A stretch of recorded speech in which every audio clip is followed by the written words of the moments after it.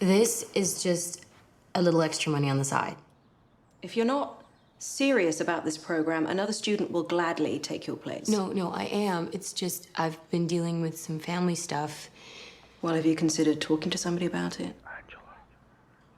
Okay, let's all go. Let's go.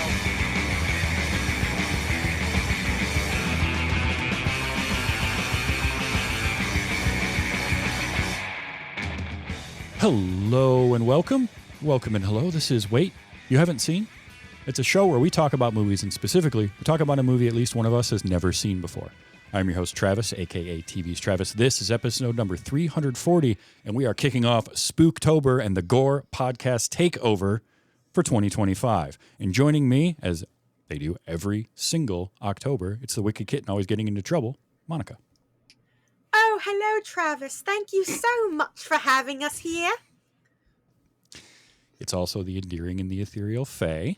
Hi. And the dread you've been feeling since you started your weird paranormal group. It's Wesley. Hello there.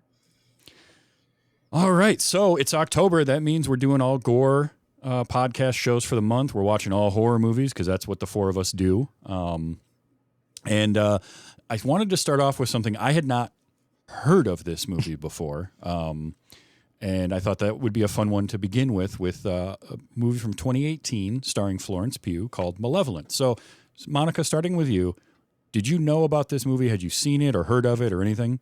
No, I had not heard of this movie before. Okay. Guess that's going to be a thing for the whole movie or the whole episode. Cool. I don't know. I just thought, hey, why should I get to use the accent I was born with? Wesley, how about you? Were you at all familiar with this one? All right. So honestly, when you brought up this movie that we were going to watch it, I kept thinking, but we did this on Gore. No, that was Malignant. Yeah. So, no, I had never heard of this.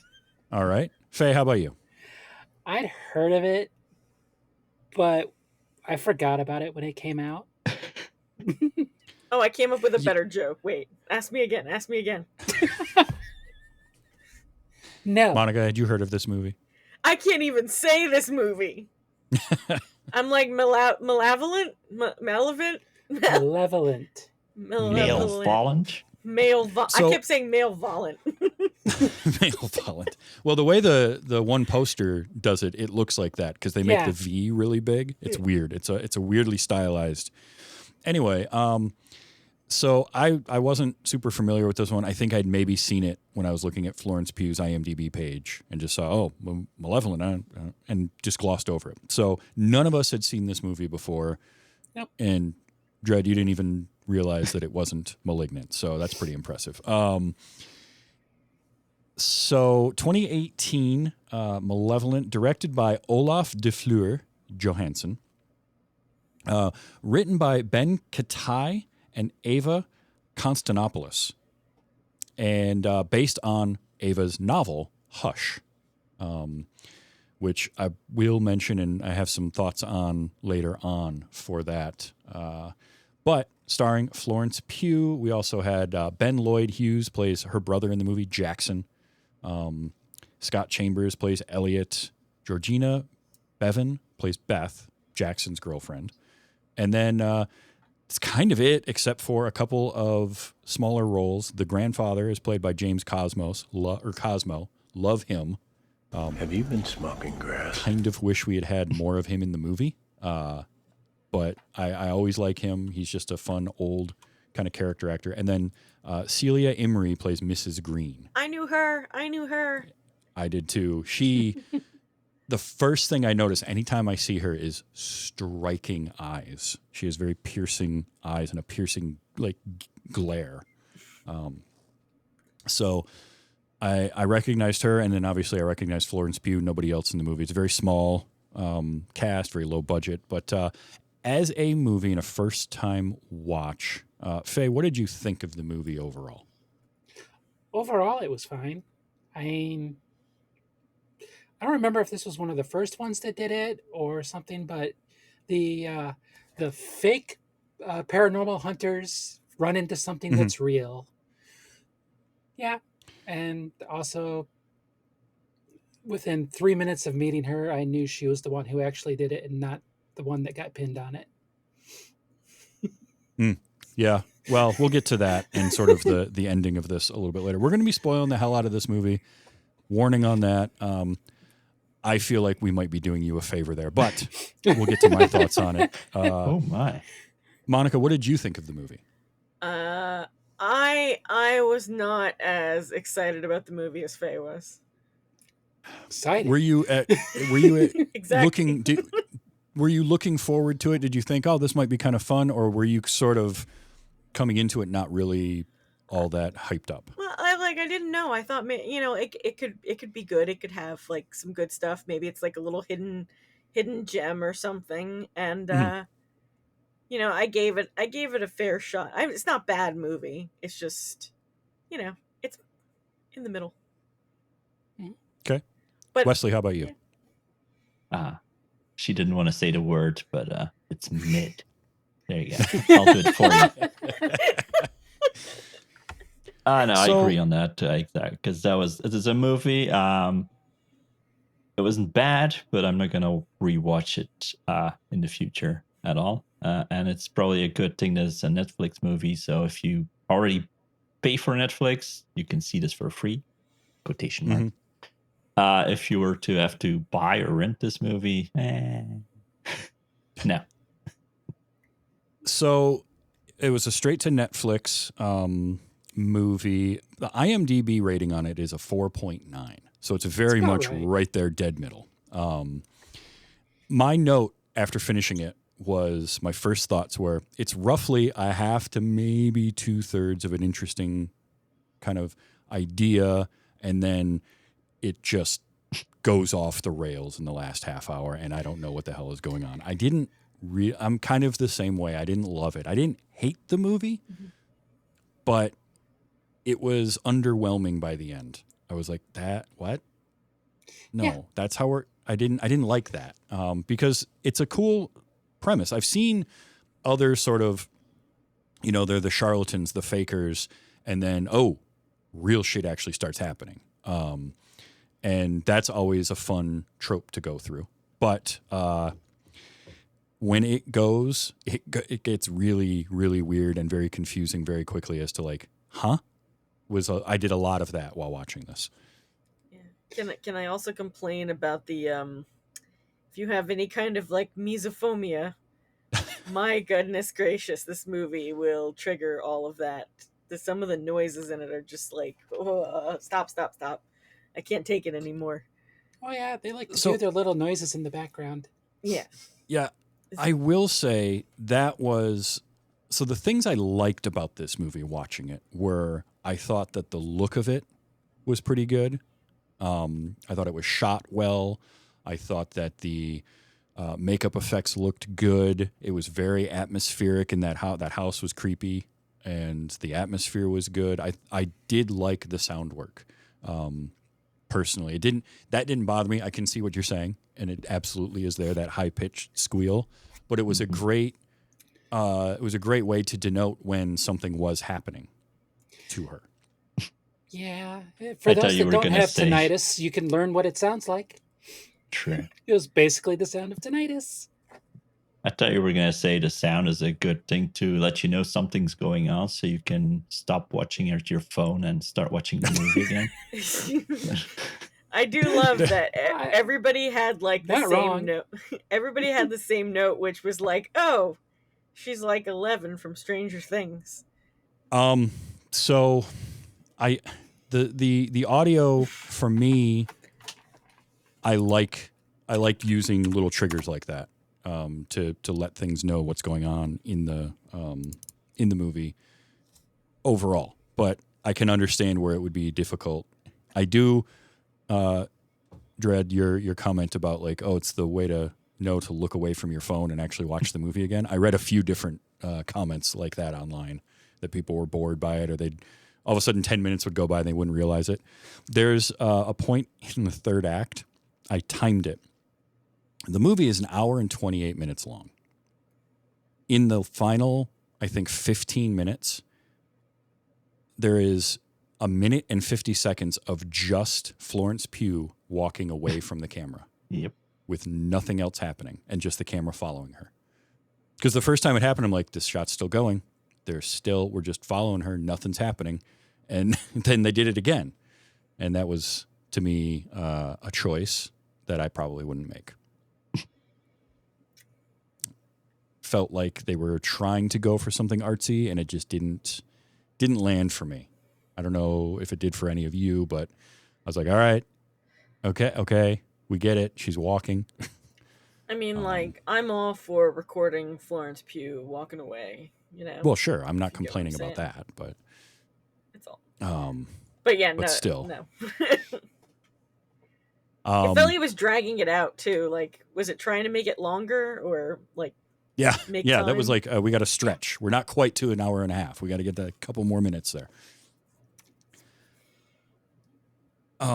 So Faye, you mentioned like the idea of the fake paranormal investigators, right? They're fakers, but then real stuff starts happening. Did you like that conceit? Because I thought that was an interesting way to get us in. Yeah, I mean, that's how the previews for it made it out to be too.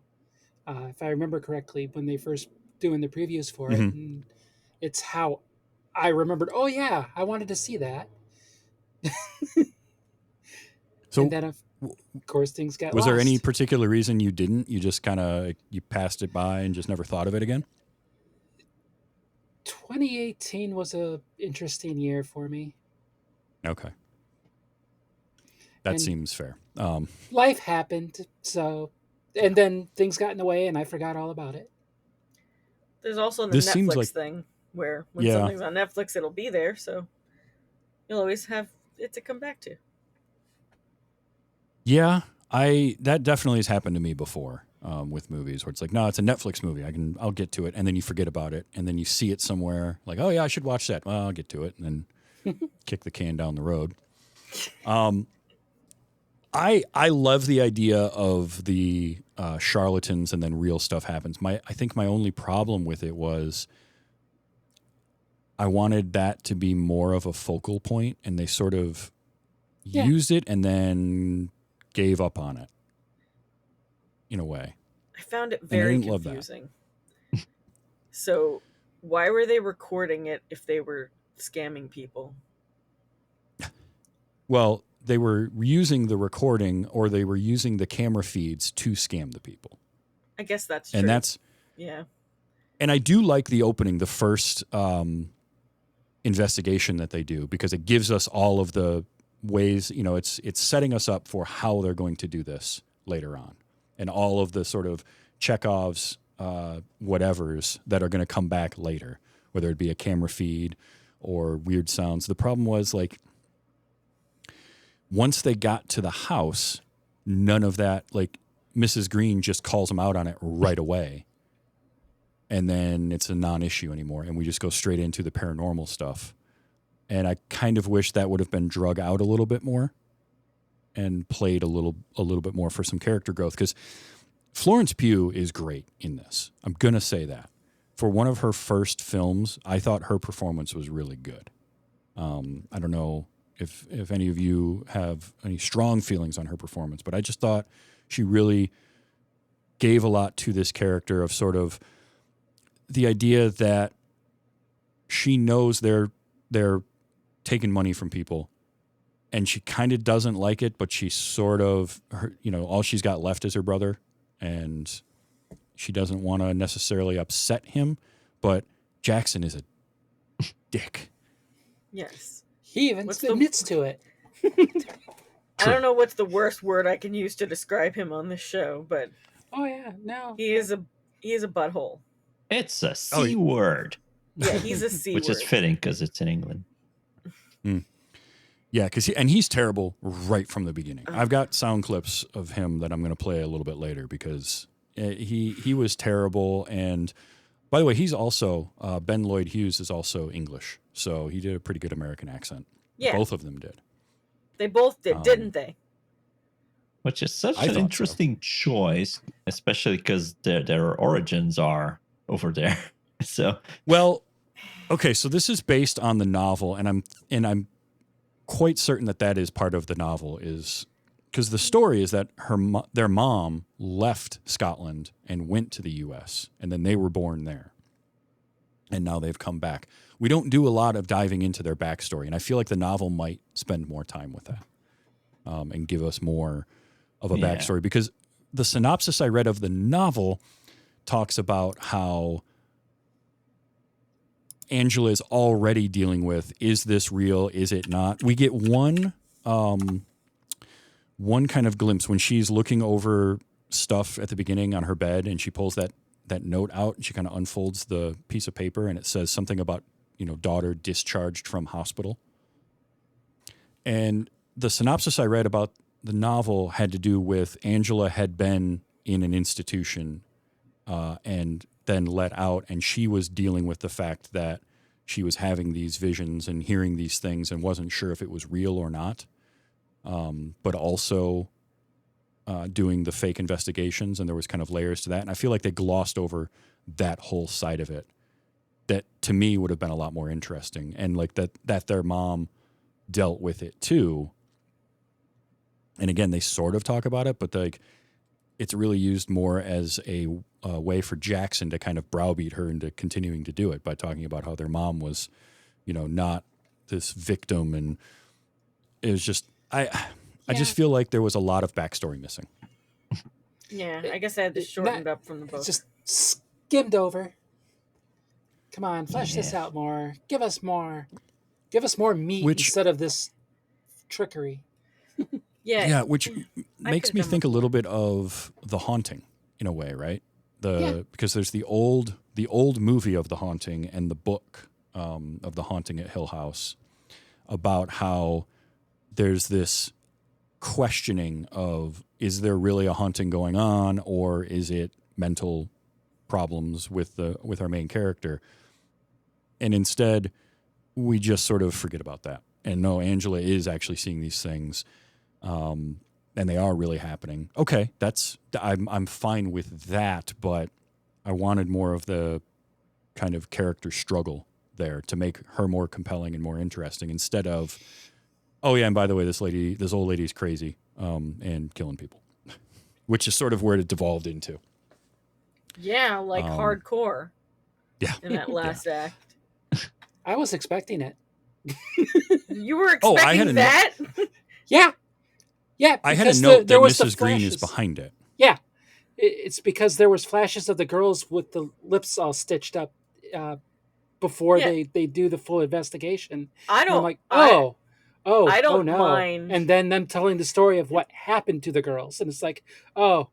And then when we zoom in on Mrs. Green, it's like, oh, she did it. Yeah, I don't mind the lip stitched up thing. Like, that would have been fine, but what she does to Jackson, I was like, holy we'll get there. Christmas trees. Yeah. That was hardcore. Gotta be quiet. Gotta be quiet. Well, so that's the other side of it, right? Like, this movie didn't flesh out enough with Angela and Jackson, but it wanted to. So the first half of the movie has a lot of them and that aspect of it. But then we get past the halfway mark and it becomes a different movie all of a sudden that we didn't spend enough time with in the beginning to care about what's going on now. And they sort of stitch these two things together. But you see, they ran out of time to tell all that because they needed 2 minutes of our main character walking away to the house. Priority. They needed to spend all the time showing that the brother was indebted to the mob, and multiple mobs at that. My goodness. Well, I know like one mobster. I don't know about multiple, but apparently whatever it was that was another thing is that, okay, in the first half of the movie, especially, the character work outside of Angela and even a little bit of hers is so back and forth. And it really got under my skin. Like Beth at one point, Jackson's girlfriend, is ready to leave. Like she's packing things up and saying, I'm going back to London. They know where we live. And all of a sudden she's just fine the next morning. She's fine with going on this investigation. Like, she was 1 foot out the door the night before, and he just sort of convinced her to stay. I didn't like that. Yeah, easily too. Just by saying, once we're done with this and paid off, then we can go. Yeah. Like, no, that doesn't work that way. No. I'm gone now. Bye. Elliot, kind of the same way, although he's just sort of forgotten about for a little while in the movie. And then, oh yeah, by the way, we've got our camera guy. Which, all right, taking a poll right now. I'm going to start Dread with you. End of the movie. Elliot, did he actually live? Because I'm pretty sure he died a couple times in this movie. No, he's the final girl of this movie. All right, Monica, how about you? Do you think he actually survived? Because it didn't feel like he did at all. He didn't feel like he should have anyway. I do think he survived. I think she had to go for help because, he broke his leg and she couldn't carry him anymore, but I think he was alive somewhere. I don't know if he's going to be alive when she gets back, but he was alive when she left him. Because, like, he lives in the movie. In the movie, we see him in the hospital, but he should have died right. I more forgot than this. I once. was gonna say, I thought he was in the Look, hospital. I may have faded out towards the end. I'm sorry. Leave me alone. But No, they fair. forget about him before the hospital. He's like, wait, where is he? Is he dead? What? And then No, suddenly hospital scene. Oh, what? She left to go get help, and apparently there was 2 strangers coming to go pick her up on that road. Well, okay, yeah. But, I mean, Elliot, the poor kid falls through the floor, breaks his ankle. Oh, So he's already injured. Then he gets dragged out of the car later and hit with a shovel. I thought he was dead then. Yeah. Nope, still alive, apparently. Crawls away, somehow makes his way back to the house in record time on one leg, even with that cane crutch thing that he picked up from the old man, which that came out of nowhere. Oh, you forgot the car accident. Yeah. Oh, the old man got hit by the car. Yeah. Yeah. Oh, I know. But And then they zoomed in on him and the cane. but then he gets into the house, and then he gets attacked by after attacking somebody. The old lady hits him with like the bone saw multiple times, My God, yeah. and then he's somehow still alive at the end of the movie. He was more battered than Dewey in the Scream series, and he somehow lived through it all. Exactly. Couldn't He's believe got that. Dewey armor. That's what it is. Oh my goodness gracious! Because he is like the epitome of the sweet guy, which is technically, like Wesley said, the final girl. He is, because he's like the nice guy who just loves her and does anything that Mhm. My God, could he be less of a puppy dog? By the way, I know. And I did like him finally admitting to it to her, and she already knew. Of course she knew. So at the hour mark is when we get our big twist and the reveal. And I knew, or I had my suspicions that Mrs. Green was going to be somehow involved in whatever happened. it was But her when face. when they leave, because it was early on, and then it was definitely in the scene where she tells them to leave, and Jackson gets up, and then he's like, all right, we're out of here. And they get in the car and they take off. That's all well and good. But by this point, Jackson has started seeing things too, out of nowhere. Apparently never has before, but now he's seeing the same stuff that his sister is seeing, including mistaking elderly bearded man for a little girl in the road and just runs her over. I But- appreciated that a lot, because the That was- trope there is goes down the road, you swerve at the last minute Right. and hit a tree. This time they He's hit like, a tree of a guy, but that was A nice. tree And then of a guy. swerved and hit a tree. Subversion. But like that. after the car... Oh, go ahead. Oh no, I was gonna say I like that because everybody got out of the house and into the car, and I'm just like, oh my God, you did it! You guys got in the friggin' car. These are gonna be some long credits. Yeah, and then I'm like, and you didn't. Oh shit! No. No, they but swerved after the after car hitting. accident. Yeah. And then after the car accident, I like Jackson getting out, and of course he finds Beth, who I think Beth was already gone. Yeah. She And then she flew through the windshield. I don't think you're going to be a doctor, Travis. No, I mean before that. Before she went through the windshield. No, I think she was okay. I ain't buying it. But anyway, finds her.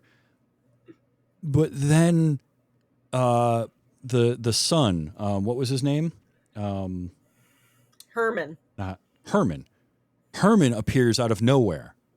And that was when I was like, what? Hold on.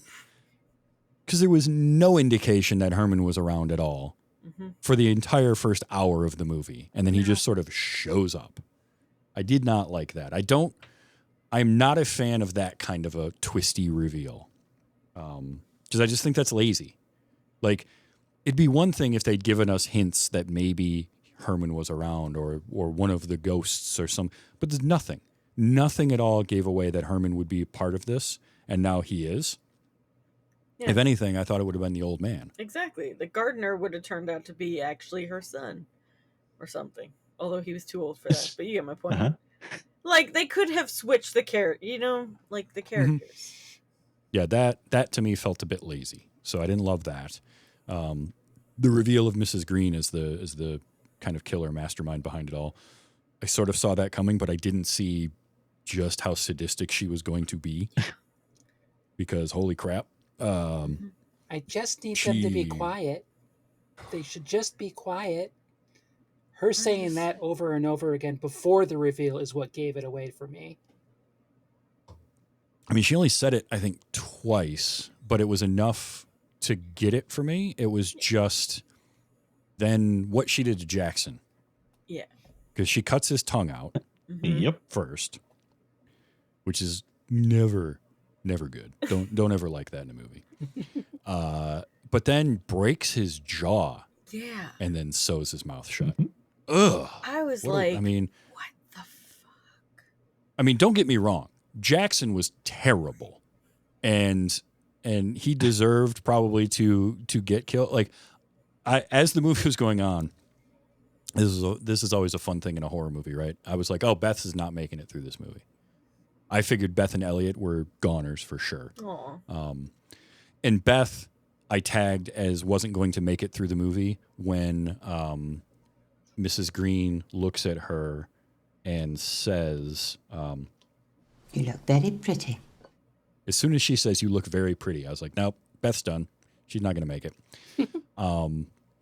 And Jackson definitely was an ass, but I don't know that he necessarily deserved that much.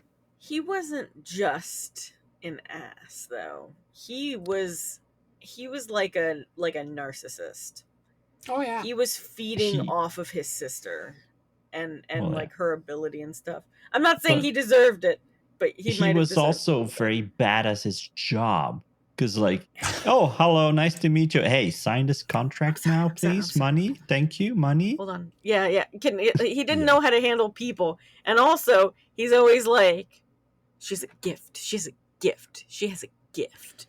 Every time I think that's why he got the treatment, because the main lady there, she didn't like his attitude at all. From the second, it's like, no, don't do this with me. No, do your job. Yeah. No. I did like her calling him out on it because he was so bad at trying to be a scam artist. It's no wonder he owed a bunch of money. He has no smoothness, you need the smoothiness. Well, I mean, they kind of answer the reason why with all the self-help books on tape. Well, yeah, he's listening to these, self-help books and trying to get better at doing, actualizing stuff. But the worst problem ever with it was self-help books. Well, the problem with him was that he was so obvious when he went into performance mode. Like, and that was the thing I liked, was Mrs. Green calling that out and saying, like, you can drop the showmanship, because it was just painfully obvious that he was putting on these people. But also, Dredd, to your point, he was very quick to be like, so you can pay us now. It's like, I did love her with the flyer. No, your flyer said after it's done. Oh, you got the flyer. Where did you get that? Yeah, I might have captured that. It's like I those might have that people to that play in a hang little on bit. to the pizza coupons. Oh, It's very good. Also, there's the weirdness of like the paranormal stuff going on. So, because Mrs. Green apparently is hearing this, and that's why she calls them. All right. Here's my question. Here's a question for you. So, if I understand the story correctly, 15 years prior, these little girls were killed at this orphanage and found, and whatever. It's been 15 years since that all happened, right? And it was supposed to be that Herman had done it. Herman was the one accused of it, all this. Why nothing for 15 years, and then she calls these people to get them to come to her house to investigate it so she can just kill them? Is she like Pennywise, but on a 15-year cycle? No, It I was think she very was being weirdly tormented motivated. for those 15 years. Finally gives in, says, I need help to get this to stop because the noise and they need to be quiet because they're punishing me for punishing them and then killing them. And they're there and they're causing just as much noise and it just sets her off. Or maybe she's killed a string of psychics somewhere. That's a possibility too. They're not the Yeah, first. because I feel like, though, they were able to look up information about what happened 15 years earlier. There's no investigations into like missing people that they would have found or heard about at all. I don't know. It just felt like, why is this happening now and here? And it gave me the impression of because we wrote it that way. Yeah, it just took 15 years for her to finally crack and ask for help. Could be. Her performance was good, by the way. Celia Imrie was great. She's just creepy as hell. She's lovely. Really good at that. I remember her from the Bridget Jones movies. Oh yeah, she's been in a lot of stuff, Yeah. and she's always very compelling on screen And funny. Yes, very.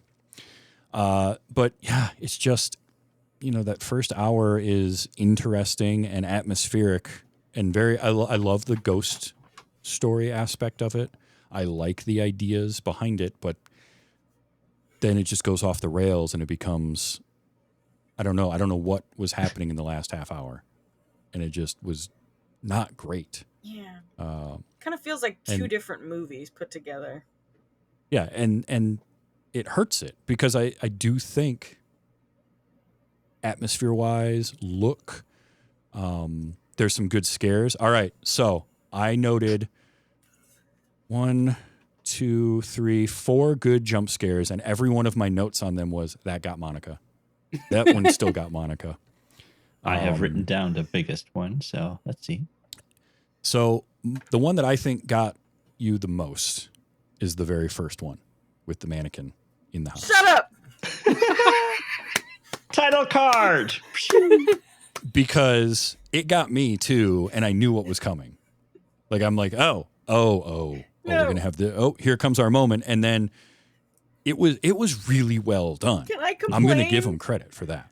I want Yes, to complain. you can complain. Because Go ahead. it did the scary thing, and I'm just like, oh my god, that was creepy.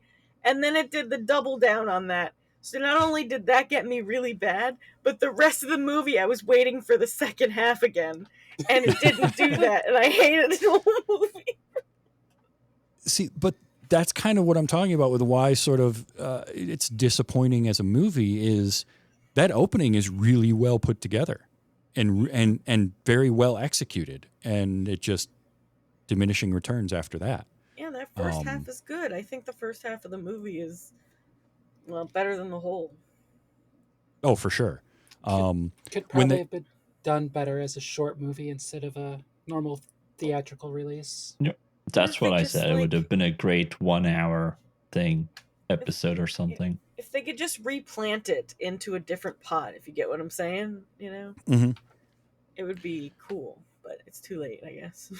It's got to go one of two ways. They either need to tighten it up and then put it as part of an anthology and make a fun little ghost story, or they need to stretch it out to about an hour 50 change the ending around so that it's not this out of left field, what the hell, we're going to just murderize people, and keep it the ghost story and give us more of the arc of Angela and Jackson instead of suddenly, oh yeah, by the way, Mrs. Green is a weird serial killer that kills children because reasons. I mean, like, she can kill them, but, like... Sure. I feel like it would have been better if she, like... I don't know. She didn't have to, like, really do anything too severe. Just... God, I don't know how to fix the movie, all right? Well, There's also... a lot of plot holes. Yeah. The ghosts that they're dealing with are interacting, but they're kind of not doing anything. The whole moment with Angela tied to the chair where she's begging the ghosts to intervene and help. Oh, that scene that took 8 minutes. Yeah. Can I complain about that scene? By all means, complain about that scene.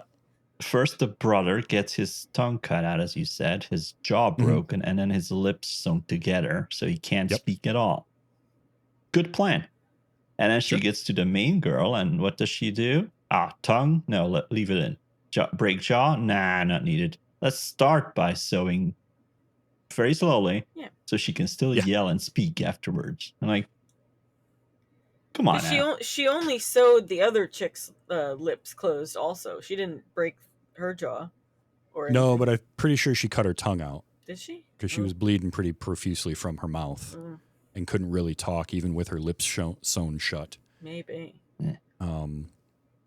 But yeah, just that whole ending scene felt like they didn't know what they wanted to do, and so they were just trying a little bit of everything. And then Angela is literally begging the little girl ghosts to help her, and they finally do just by screaming.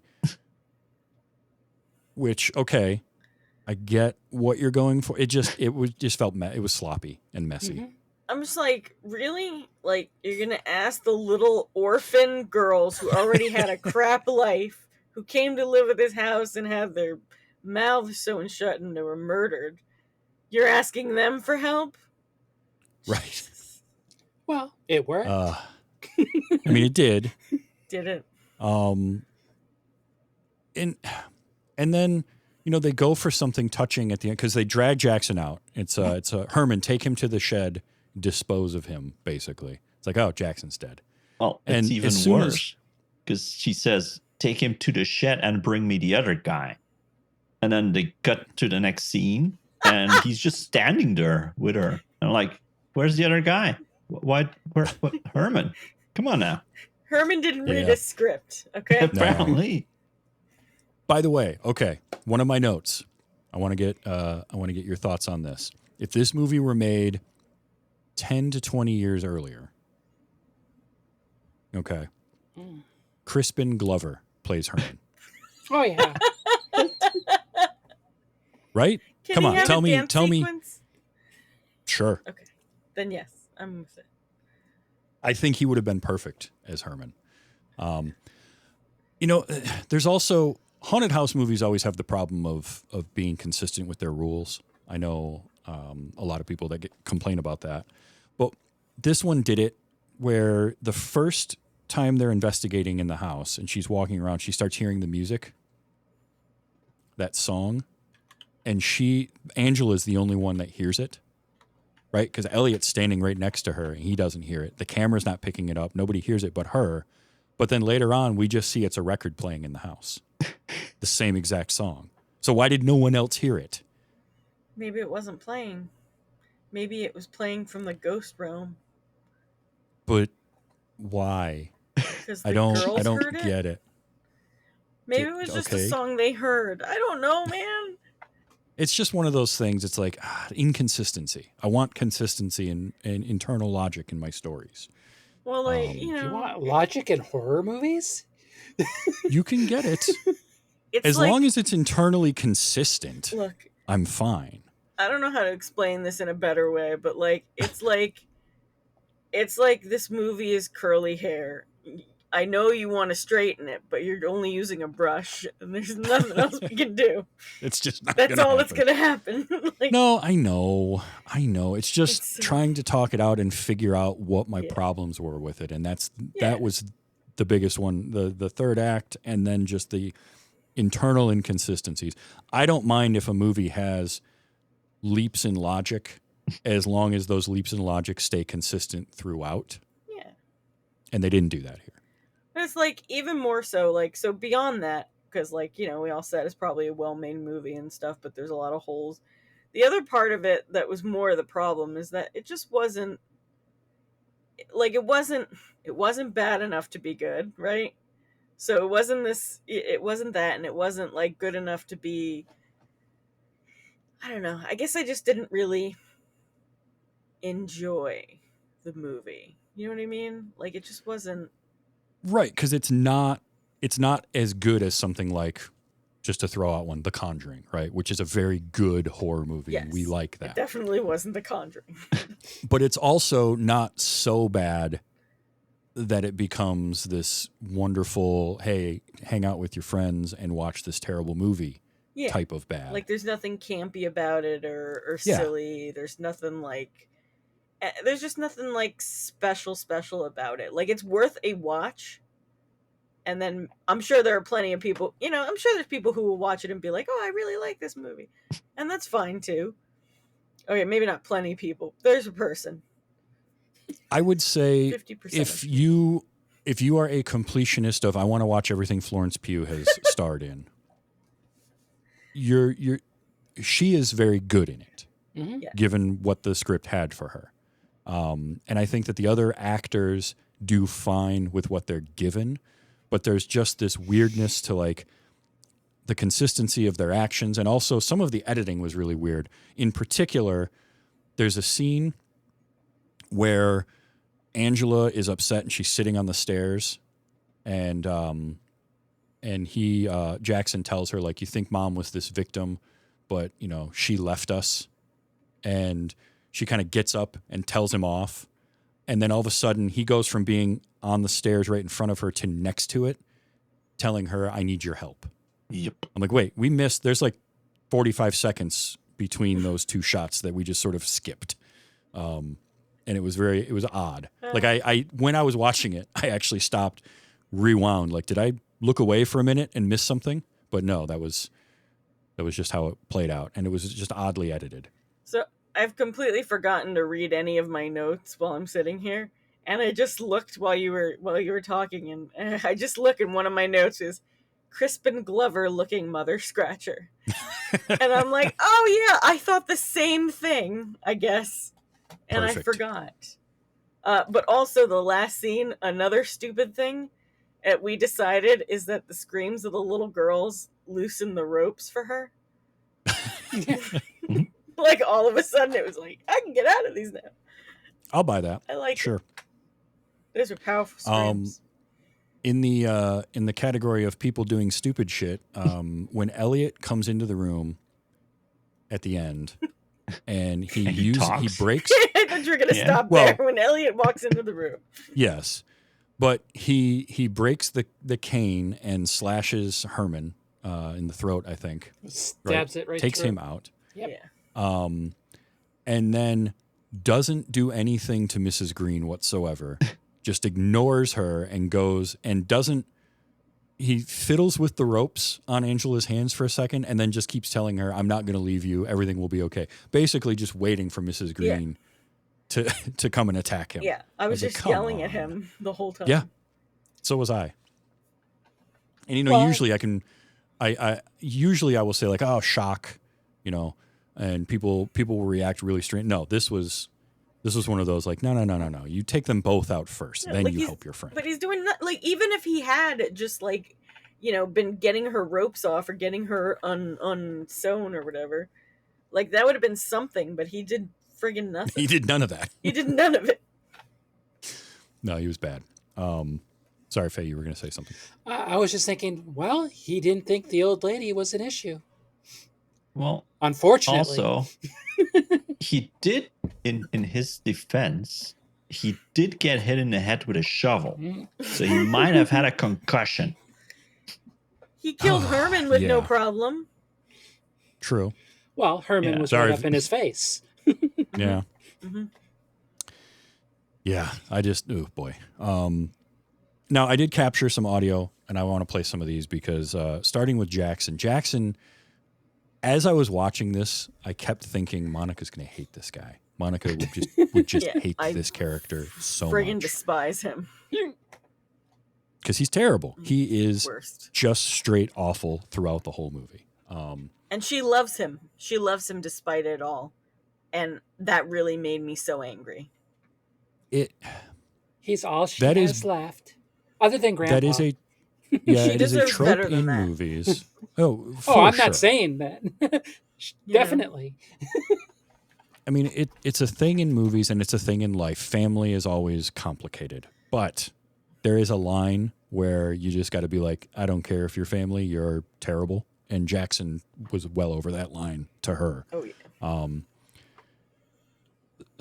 I think this is from the very first investigation, like as they're wrapping things up, which, by the way, I loved. Okay.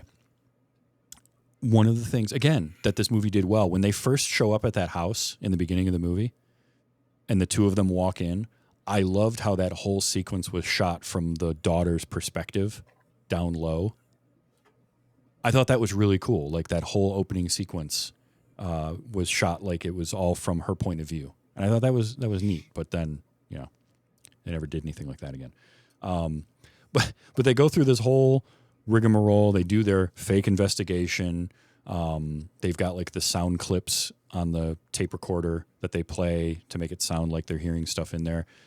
And here's this father who is grieving for his wife who died, presumably from cancer. And then Jackson just says, You could just pay Beth, and I have to check on my sister now. This really takes a toll on her powers. Yeah. It's just as it's happened. Well, you can pay Beth. I've got to go. Well, as I said, he's bad at this. He's very bad at this. He's a bad grifter, is what it is. Yeah. Oh, quick before we go to the next clip. Yeah. What are some good movies about faking ghost people, hunters, or whatever, or some variation of that? Stigma said Frighteners, which Yeah, I Frighteners love is that. a great one. That's one probably that I would go with is Frighteners because there it stays consistent throughout and you learn about the character and you learn why he's doing what he's doing. We didn't get enough of that in this. That movie gets dark though halfway through. Like Oh, it gets does. real dark. Absolutely. I But never it's expect it when I'm fantastic. watching it. I'm always like la la la la la. Oh shit. Yeah. What was that one on Shudder? Deadstream or something like that? Oh, with the influencer guy at the Yeah. Mm. Yeah, that is a good. Yeah, I like that. Plus, he's alone, so it's even creepier. Oh yeah. Creepy. So here's the thing. Did you realize that this movie is set in the mid 80s? It does say 1986. I think at it some point. said it maybe at the Yeah. beginning, but I missed that. So I was a good distance through this movie before I made that realization. I mean, you know what part you had to know what the year was? Is when they went to that club and that song was playing. Yeah. The song is playing, and then we get Jackson saying, To the Scots and their haunted land. to the Scots and their haunted land. I heard that song. I'm like, I don't think I've heard that song since the 90s. And I know that's an 80s song because I looked Yeah. it up and I put it on my queue. Well, and the other thing was Jackson's headphones and his tape player. At some point, I'm Yes! like, oh, okay, yeah, those are definitely old headphones. And that's when I realized, oh, this is set in the 80s. Okay. I think I just missed the 1986 or whatever slug that showed that. But again, Jackson just being terrible when he sets down the flyer or the newspaper article or whatever that he's trying to show to Elliot to be like, hey, here's our new advertisements that Beth wrote up. And Elliot says to him, I thought we were losing the whole mum and daughter thing. Why? Because Ange wanted to? yes, because Angie wanted to. Like Angela wanted to lose that part. You lose that part. Don't be a dick. Quit being a dick, Mum and daughter. Jackson. I love his accent. Yeah, his accent was very good. This is very on the nose, but Jackson saying, Oh, my dead kid. I miss her. My dead wife. She won't leave us alone. Boo f***ing who? he's terrible. You know who he sounds like? What's that clip of Christian Bale? Oh, Sounds like- yelling at the director of photography, the lighting guy. like, Yeah. oh, boo-hoo. Or so, doesn't he say that too, or something like that? Oh, good for you. Oh, good for you. That's it. It sounds similar. It's like he's channeling it. He's also so manipulative of Angela. Mm-hmm. Because the scene I was talking about with where she's sitting on the stairs and she gets upset with him, he looks right at her and says, You think Mom was some victim? She wasn't. She left us, remember? Yeah. that's awful. That's the thing. Like I said, he is a classic narcissist, and the thing is with her, she is incredibly empathic, and that is like a recipe for disaster because narcissists feed on empathic people. It's just they're empathetic, yeah. So their dynamic is terrible, and she needs him, so she can't hate him, but like he's slowly like leeching off of her soul or whatever. I don't know. Yeah, it's bad. Yeah. I liked when Mrs. Green calls him out with the flyer, and he's Dredd. You said this one earlier, but I just love this. Oh, you got the flyer, right? Oh, damn it! I've been caught. How do I get myself out of this? Because he's like, where did you get that? Yeah, I know. I love that. This one. We're in a basement, and someone was doodling on the wall. That's all there is to it. She led us right here. I just like that he used doodling. Doodling. Somebody was doodling on the wall. Dude, that's not doodling on the wall. You don't write "help me." And So creepy that's faces. also a weird thing, right? The main lady, she knows she killed those children. Mm-hmm. She knows the ghosts are real, apparently. So then she hires people. So there's two things. Either the people are fakes, and then your ghosts are still going to be there. So why? Or they're real, and the ghosts are probably going to tell them the truth. So Well, like, the thing is they were in a restricted area. They weren't supposed to go into that area. But how are you getting rid of the ghosts then? That's a good question. Again, why? My biggest question was always, why is this happening? Why? And again, like, so he says that, and then they've got to get Elliot out of there because he's got a broken leg, which he won't call an ambulance for or anything. Also, if you know the camera is still running and your microphones are live, why are you saying any of this where that woman could possibly hear you? We're going to have to carry him up, all right? We'll just keep going. We need to finish his job. He whispers and then talks louder. we mentioned he wasn't good at any of this. But that reminds me of the one thing that made me laugh, though, is when the guy falls down and breaks his ankle, and then the camera just hits him in the face. Oh, yeah. That was the best thing I've ever seen. Bonk. Okay, so this dude, okay, number one, unrequited love, so his heart is aching this whole movie. That's his first pain.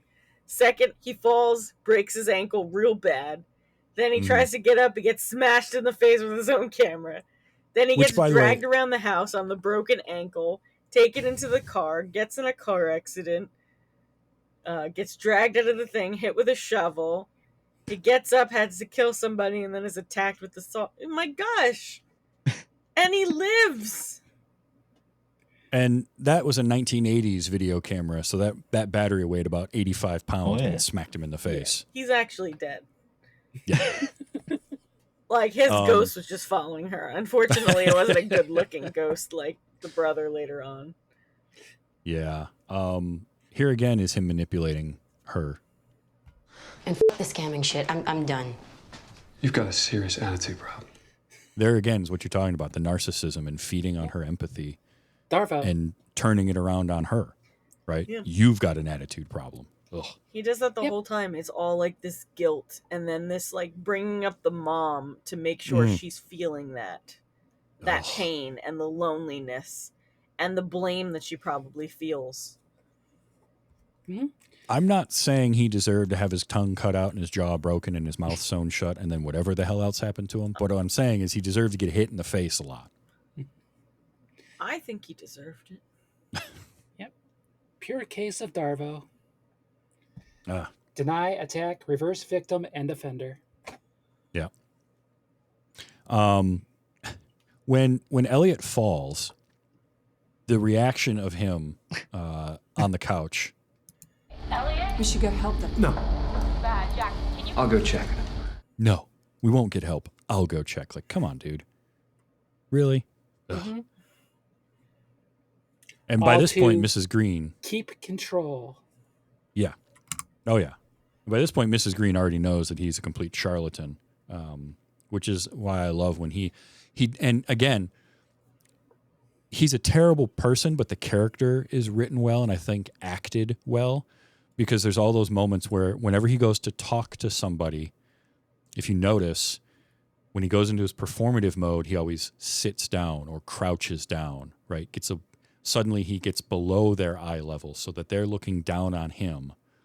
And he can be perceived as, this is all stuff he's learning from his self-help books and his how to be a grifter for dummies books on tape that he's got. Because he looks at Mrs. Green in the eye and says, "We're gonna cleanse this house. I promise you." And he gets his voice always gets so soft, and she's just looking at him like, boy, I don't buy a thing you're saying. We're gonna cleanse this house. That's much better. And he did have the one line of self-reflection.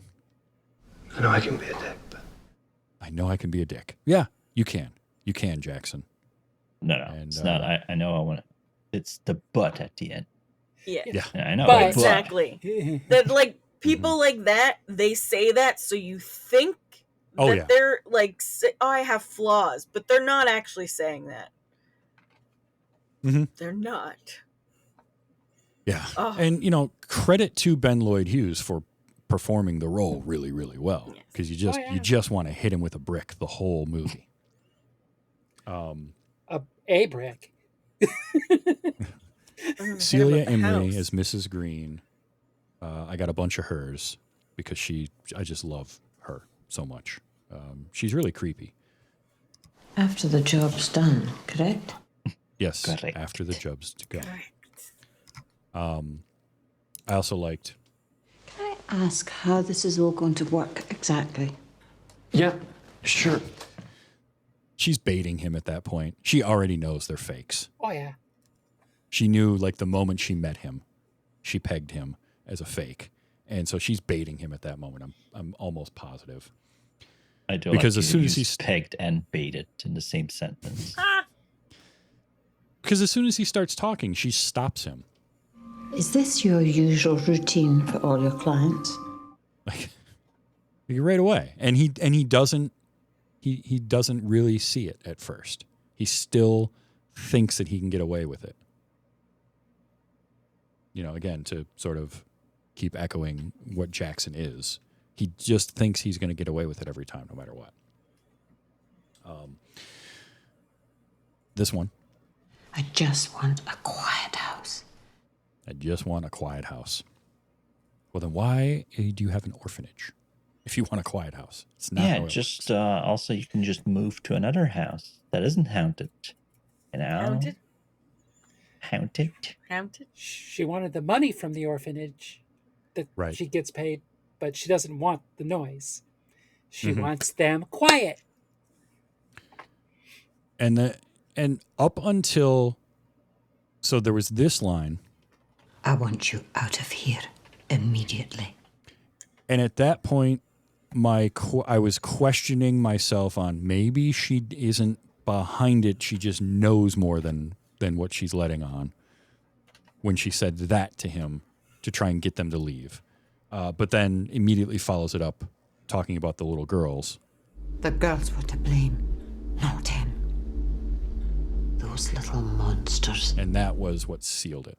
The second she started talking about the little girls as those little monsters, I was like, oh, she killed them. All right, go with me on a little drive here. Okay. She tells them to leave. They find the girl. They get in the car. They get out. If he hadn't seen the thing that made them hit the guy, they would have just left. Probably. Yeah, but the ghost didn't want them to leave. Sure. But the ghosts apparently wanted to get rid of the gardener. Yeah, But- after that guy. We don't know what he did. But like, so the gardener was randomly there so they could crash the car by hitting him by accident, and then Herman just happened to be nearby. What I guess. What the hell was Herman doing? Like, was Herman waiting for this to happen? I think so. He was in his shed. Like, maybe he was further down. He had one of those things that you roll out and it's got like tacks on it, and like people run over it, blow out the tires. Yeah. Like, what are we doing? I want that. I want that to be real. Like he's waiting with something to make the car go off the road, but then as he's waiting, he hears the car screech and hit something. He's like, "What the?" He runs over to find them, like hit a tree, throws They his little made tack my strip job down. so much easier. And then again, this moment in the movie is really dumb, but this line delivery is so good. Look what you and your brother have made me do, Angela. Again, flip it onto them, right? Look what you've made me do. Mhm. But it's such a creepy line delivery. She does it exceptionally well. And I also got one more of her. I do apologize about your pretty little girlfriend. You see, I could not risk having the wolves at my door. Not again. Which leads me to wonder what happened before that we don't know about. And so again, there's the whole I'm confused by the end of the movie. Because she's talking about I can't have the wolves at the door. So has she done this to other people before? Or is she talking about what happened with the little girls? Why movie does it doesn't matter if really- the Little girl was girls. pretty? I don't understand. Yeah. So it was all very, very confusing. Angela, I only got a couple lines of Angela's, but I did like a couple of them. So, and a few of these also from the scene with her and her grandpa, James Cosmo, was great as her grandfather who drinks a little bit. Because when she, so the kind of like how that first investigation I really liked, I also liked her sitting in the office at her university with like her advisor or whomever. Because that scene played out really well. That was the first time we get the high pitched squeal and her having something happening that, because just the way everything was framed and sort of how it was all background out of focus when the student comes walking into the room all bloody. And then we just smash cut to her like leaving and she goes to see her grandpa. I liked that whole scene, but then she goes to see her grandpa and you just get, Who are you? Grandpa, you can't joke about that. when he opens the door, who are you? I liked that. This was a harsh one. Again, this is Florence Pugh being really good because she's trying to talk to her grandfather about her mother. And he's giving us the exposition dump of what her mom did, right? To sort of leaving, moving to America, all of that. And her response to it was just, So she disappointed you. that's tough. Because immediately then Grandpa gets up and heads to the kitchen to take a big swig out of his whiskey bottle. So, and then again, the inconsistencies, because she's all, I'm not doing this anymore. I can't do it. She has one nightmare, which, what'd you think of the nightmare sequence? Did that get you at all, Monica? Did it, Wesley? That was when she No. was. That's she was- where I went. Where we're going, we don't need eyes. Oh yeah. I thought you might like that moment. So But she has that nightmare and then immediately goes to Jackson. I'm in. Yeah, Why? 'Cause you have a nightmare? Why? Yeah. Why? How did that change your mind? Yes. Why did having a nightmare about your mom with no eyes make you decide you're going to do this thing? Didn't quite get that. Maybe it's just like massive guilt. Like she feels guilty for whatever. Something. Yeah. And then the very end of the movie where she's sitting and she's on the phone with her grandfather. Because again, he's not in the movie for most of it. Now he's just on the phone and he tells her, "You can't be alone now, Angela." And as she's saying that, you get the shadow going over top of her. And the final line of the movie. I'm not alone. Followed alone. by, who's there? That. I don't know. Was it her brother? Was it her mom? Maybe. Could have been. Was it the Was it Ghost Herman? Girls? Was it Herman? Now she's got Herman's ghost following her around forever.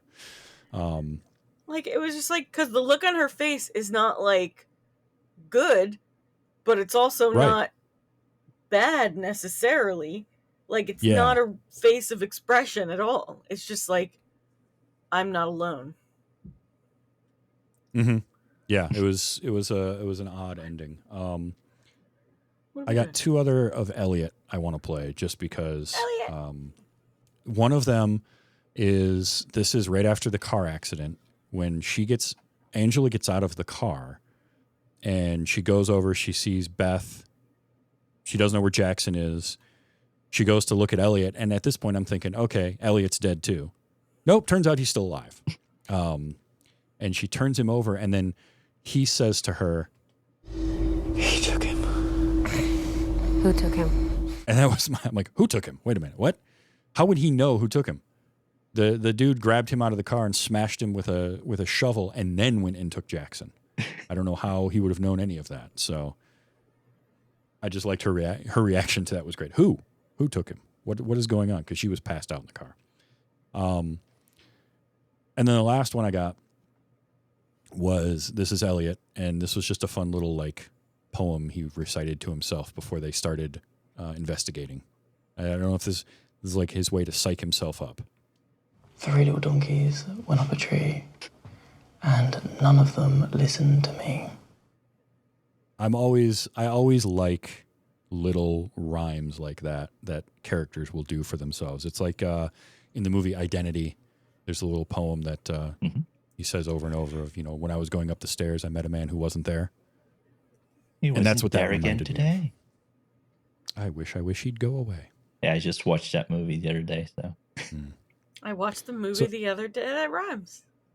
I love little nursery rhymes and poems like that when characters do that in movies. So that one was pretty good.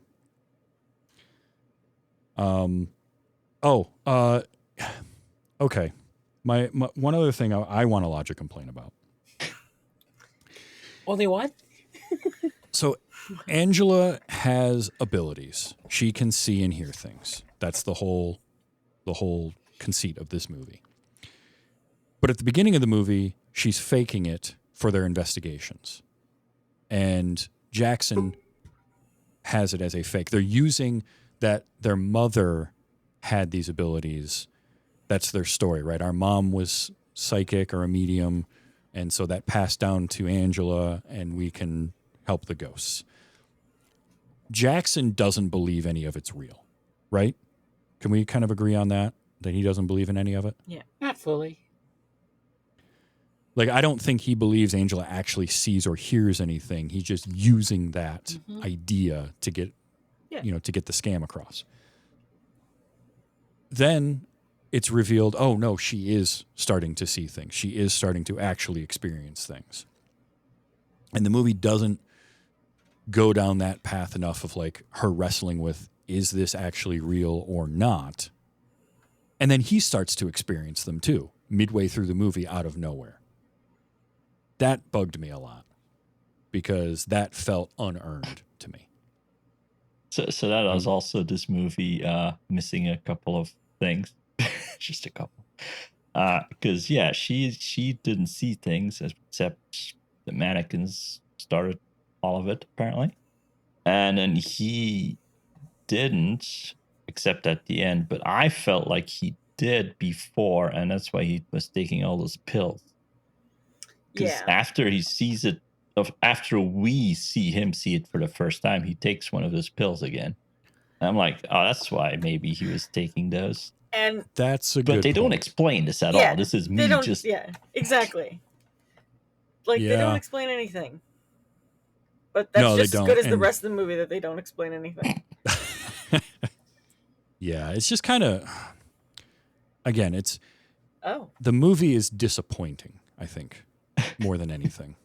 By the end of it, I was just like, oh, man, I had like 45 minutes of a pretty cool little haunted house movie, and then it just unraveled on itself really quickly. And that last half hour, okay, 28 minutes, because 2 minutes of it is just Florence Pugh walking.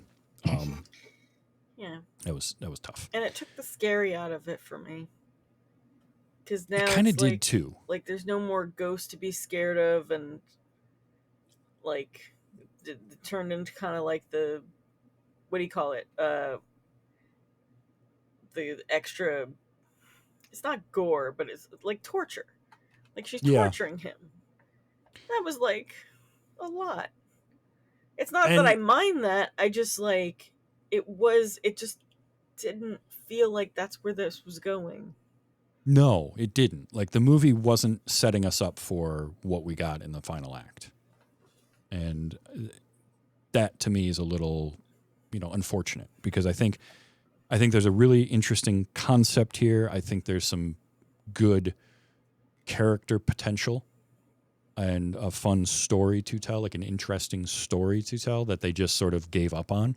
And I want to find the novel and read it and see if it is like where it differs, because they have the novel writer, Ava Konstantinopoulos, is one of the script writers as well. So now I wonder, like, how much of that original script got used or was rewritten, because we have two different writers. Mm-hmm. And the way they're credited is like screenplay by and screenplay by, which means they had one and then they used another one, like another version of it. And I just wonder how much got changed. So I kind of want to find the book and read it. Yeah. Maybe I if will. anything, it probably fills in a lot of details, right? Yeah. Books usually do. I would like to. So I might do that. I might find the book and read it, and then maybe report back on an episode of Gore about the Book of Hush. The Book of Hush. A You say reading Hush. from the Book of Hush. You say Hush, and I just think of the episode from Buffy. Oh, I think No. of the Mike Flanagan movie. Yeah, there's the Flanagan movie as well. So there's, it's a one-word title for something. There's a lot of different versions of it. There's a Batman character named Hush. That too. So, a new thing I'm going to start doing on episodes now, starting with this episode, are my Highlander connections, because James Cosmo and Celia Imrie were both in the first Highlander film. And that's actually one of James Cosmo. Anytime I think of him, it's either from Highlander or from Braveheart, are the two things that first come to mind when I see him. It happens to both be things where he has a big great kilt that he's wearing, but that's beside the point. So yeah, we had a couple in this one, and I'm going to start looking for those more in movies as I go forward, and trying to find connections, because there's a lot of Highlander stuff, and it's sort of my thing. So. I mean, there was only a TV series that ran for just about forever. 6 seasons. Yeah. But who's counting? Then Highlander Raven, and then the animated 119 series. episodes, but who's counting? So yeah, that is Malevolent. That's kicking off our spooky Spooktober gore crossovers. Speaking of gore, for the people listening to this that don't know about it yet, first of all, what the hell are you doing? Secondly, Monica, tell people about Gore. Well, Gore is a crazy, wonderful horror podcast that the four of us do. And We do? Yes. I like the show. I don't know. It is ADHD fueled, I like to say. Very. Not non-linear, and yeah, we have a good time. But you can find us by going to gorepodcast.com. You can find all our episodes. You can find links to all the stuff that we do, and links to the Patreon. Absolutely. And you can find our episode on Malignant, which is not this movie. It's a different movie. A good movie. That sounds eerily similar to it, but a better movie. And it was actually our which was first the very- episode. Yeah, that was our very first maybe you episode don't of want to Gore. start with the first one. Maybe go back later when you found an appreciation for whatever the hell we are. Well, in the future, we'll just redo those first episodes and remaster them. There you go. And then No, replace you them. know what? And no one will know. Well, George Lucas him. The episode is fine. It's like the first few episodes sound a little off for whatever reason. I don't know why. I We can't hadn't fix found it. we hadn't found our way yet. Takes a little bit to get No, into. I mean literally the sound. Like the, Oh, the sound is sound? off. Oh, okay. Yeah. I don't know Well, why that it I can sounds like live that. We were using a different recording system too then. Could be. But that Gore is a lot of fun. I have fun making it, and I love doing these every year too, bringing everybody in here and watching, because a lot of times on Gore, they're movies that we have seen, or some of us have at least, and so it is fun to find something like this where none of us had seen it before, and we're all going into it blind, and we all kind of had the same sort of experience with it, which was, Yeah. Yeah. Yeah. It had crumbs. It had some crumbs Yeah. that were decent. The acting was good. Crumbs. Mhm. No, like I say, the performances were good. It looked good to me. Like I thought it was shot well. It just, the story fell apart and was inconsistent. But hey, you know what? We got to see Florence Pugh quite a bit in this, which is always, Non-blonde. yeah. So, you know, that's how it goes. But yeah, check out gorepodcast.com. That's a lot of fun. If you like this show, I do it every week. Sunday nights, 8 p.m. Eastern time, right here at twitch.tv/tvstravis. You can go to tvstravis.com and find links to all of my episodes for this. I have a link to the Gore Podcast website there, and my Patreon, patreon.com/WYHS, which lets me do things like live episodes of this show and keep the lights running and keep doing it every week, which if I didn't have my podcasts to do, I probably would go nuts. So please help me to keep doing them. Help him also to catch his leaving, lights that are running. yeah, please. They're Just like quick. the refrigerator. And, yeah. And I also have merchandise too. We have Gore merchandise, I forgot to say the which core is merchandise. which is fun. And I have TV's Travis merchandise, and you can find all that at my site, tvstravis.com. Next week, we have is next week our anthology, I believe? If that's I'm what gonna you double want check. to do. Because we usually do an anthology episode, an anthology movie. Yeah. Yes.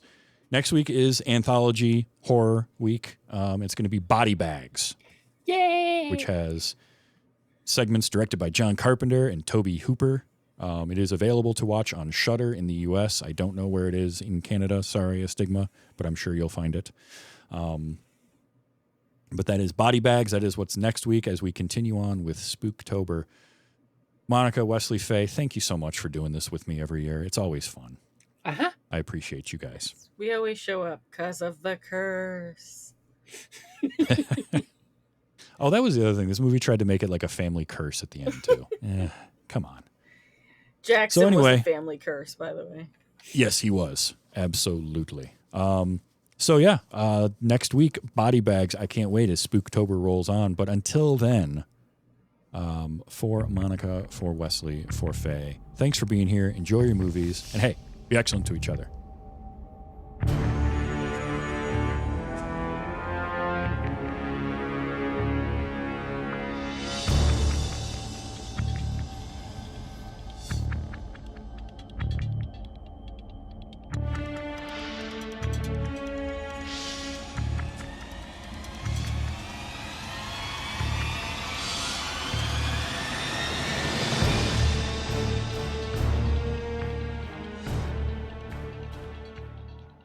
Boo fucking who? All right.